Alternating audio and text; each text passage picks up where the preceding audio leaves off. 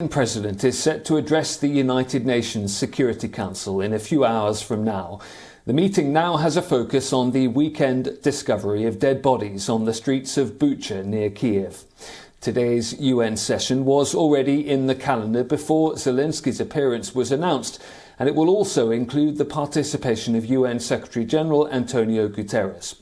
Zelensky has blamed Russian troops for the brutal killings of Ukrainians and says it should be recognised as genocide. Some of the bodies discovered include a group of 9 people in civilian clothing who appeared to have been shot at close range. Some of them had their hands tied behind their backs. Moscow accuses Ukraine and the West of a false attempt to blame Russian troops for atrocities in Bucha.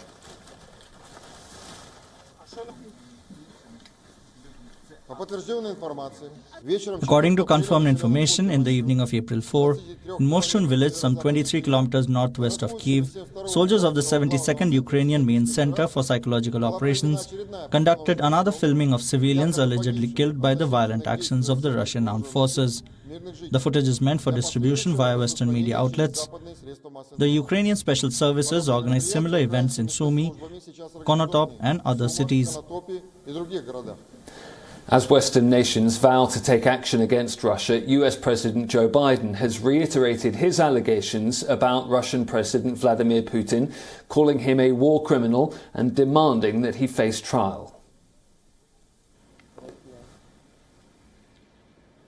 You may remember I got criticized for calling Putin a war criminal. Well, the truth of the matter, you saw what happened in Bucha. This warrants him, he is a war criminal. But we have to gather the information.